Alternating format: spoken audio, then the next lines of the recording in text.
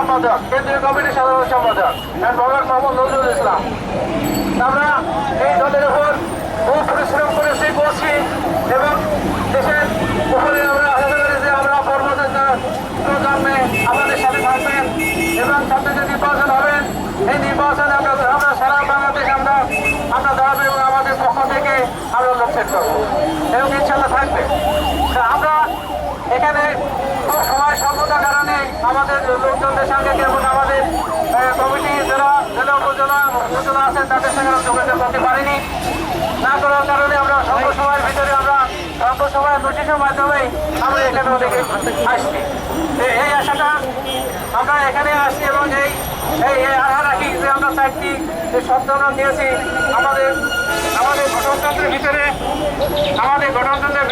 38টা দফা আছে। যে দফাটা আমাদের কাছে আছে 38-এর ভিতরে আমরা এখন কোনো 4টি দফা আমরা প্রকাশ করেছি। এই 4টি দফার উপরে আমরা আসি এবং এর পরবর্তীতে আমরা যখন আসবো এর হয়তো আরো এর চাইতে ভালো সুন্দর সুন্দর দফা আছে।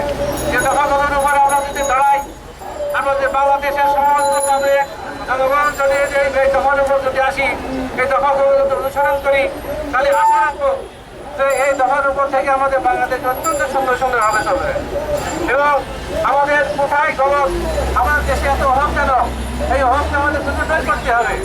আমরা এর ভিতরে আমাদের একটি দফার পরেও একটা দফা আমাদেরকে একটু আলোচনা করতে চাই। যেখানে আমাদের বলা আছে যে বাংলাদেশের যে সমাজগুলো পৌরসভা জেলা এবং বিভাগীয় যে সমাজগুলো আছেন এদেরকে আমরা চেয়েছি যে 2 বছর এখানে কোনো অনুদান দেওয়া যাবে না।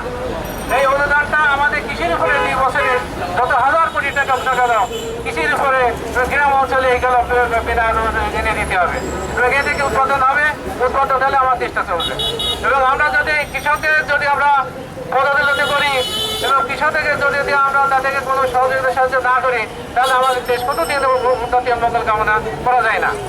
তো আমরা আশা রাখি যে আমাদের আজকে যে মানববন্ধন করেছি এই মানববন্ধনের ভিতরে অনেক কিছু বলার থাকে আমরা কিন্তু সেইগুলো এই মানববন্ধনে নামছে না। ছোট 4টি বিষয় আমরা গেছি।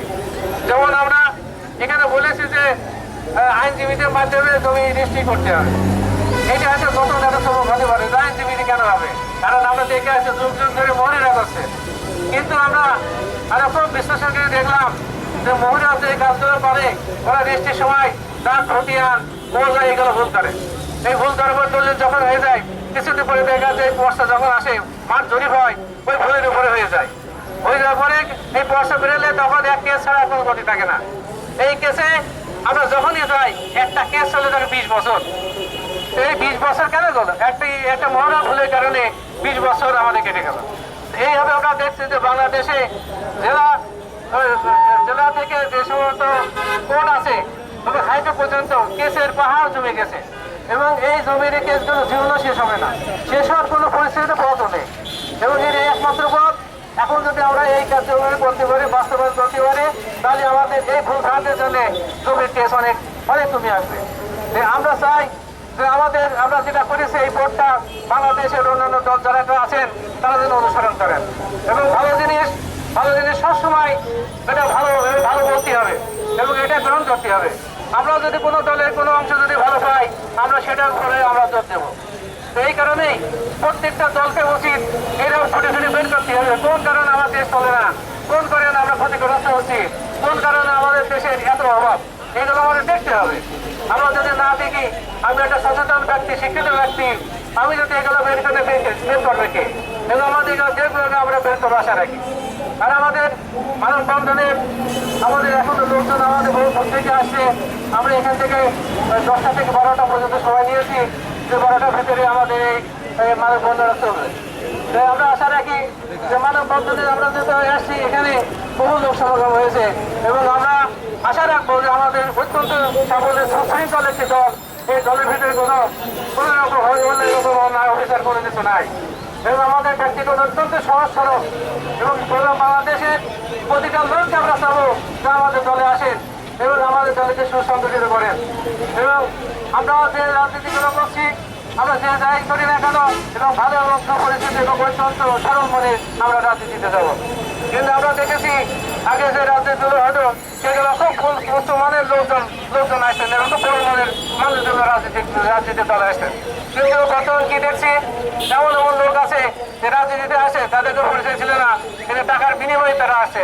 তাদের ব্যাকগ্রাউন্ড দেখলে দেখা যাবে হয় সে খুনের আসামি অথবা যাবজ্জীবনে কেসের আসামি, হ্যাঁ ভূমি রয়েছে, এরকম অনেক কিছু রয়েছে। তারা কিন্তু এসে এই যে পদগুলো দখল করেছেন। আমরা এর আগেও দেখেছি যে বাংলাদেশ যখন নির্বাচন হয়েছে, নির্বাচনের অ্যাডভোকেট আইনজীবীগণ ছিলেন অর্ধেকেরই বেশি, কিন্তু বর্তমানে দেখছি যে এই রাজনীতির ভেতরে আইনজীবীদের সংখ্যা খুবই কম। কেন কমে গেলেন এটা আমাদের দেখতে হবে। কারণ রাজনীতিতে যদি কোনো সম্মানী ব্যক্তিকে সম্মান না দেওয়া যায়, সে রাজনীতি চলো না, সে দেশও চলো না। এবং যে সম্মান পার যোগ্যদের সম্মানটা দিতে হবে, তাহলে কোনো দিন রাজনীতি চলবে না এবং অনুমোদন যাবে। এই জন্য আমরা আশা রাখি যে আমাদের দলে আপনারা আসবেন এবং আমার সাংবাদিক ভাইরা যারা আছেন আমাদের দলের যে ভালো দিকগুলো সেইগুলো সম্পর্কে দেখবেন। এবং আমি আপনাদের অনুরোধ করবো যে আমাদের দলের যে চাকরি আমরা গঠন করেছি, গ্রহণ করেছি, সেই দখলগুলো আপনারা অত্যন্ত সুন্দরভাবে আপনারা গোছায় দেওয়ার চেষ্টা করবেন এবং আমাদের সাংগঠনিকভাবে আপনারা সহযোগিতা করবেন। আমার যদি এই ভিতরে কোনো ভুল ত্রুটি হয়ে থাকে, আমরা সাংবাদিক মিডিয়ার কাছে আমরা বলবো যে আপনারা সেটা খুব সুন্দর কর্মসূচি দেখবেন এবং আমাদের উপদেশ দেবেন যদি কোনো ভুল ত্রুটি হয়ে থাকে। এবং আমরা নতুন হিসাবে আসছি এবং এমন দল আছে যাদের বয়স 40 বছর, 50 বছর, 100 বছর, কিন্তু আমাদের অত বয়স না, 1-1-2010 4 বছর আমাদের বয়স। এই 4 বছরের ভিতরে আমরা বাংলাদেশে আমরা প্রত্যেক উপজেলা এবং জেলায় আমরা প্রায় কভার করেছি। আমাদের সংগঠন আছে, কমিটি আছে এবং প্রত্যেক যেগুলো বাদ আছে আমরা এই পরবর্তী স্টেজে আমরা সেই সংগঠনের কমিটি আমরা করব এবং আমাদের দেশের যে নিয়ম অনিয়মগুলো আছে আমরা সেগুলো আমাদের তাদের পিছনে আসবো। আমাদের যারা বুদ্ধিজীবী আছেন, যারা অত্যন্ত গুরুত্বপূর্ণ দায়িত্বে আছেন এবং যারা দেশ পরিচালনা করেন, আমরা তাদের পরামর্শ আমাদেরকে চাইলে আমরা পরামর্শ দেবো। কোনটা ভুল ত্রুটি আছে, কোনটা খারাপ আছে আমরা তুলে ধরার চেষ্টা করবো। আমরা সবাই যে একটা দেশ ভালো যারা আছে তারা পরিচালনা করতে না পারেন, তাদেরও ভুল থাকতে পারেন এবং এই ভুলগুলোই আমরা সংশোধন করার জন্য তাদের দেবেও কাছে থাকবো। আমরা আপনাদের কাছে আছি, আমাদের দেশের কাছে আছি এবং দেশ পরিচালনার জন্য আমরা যদি ভবিষ্যতে আমাদের এই দলটা যদি বাংলাদেশে আসতে পারে, ক্ষমতায় আসলে আমরা আপনাদের জন্য অনেক কিছু করার চেষ্টা করবো। এগুলি আমার বলতে শেষ করবো।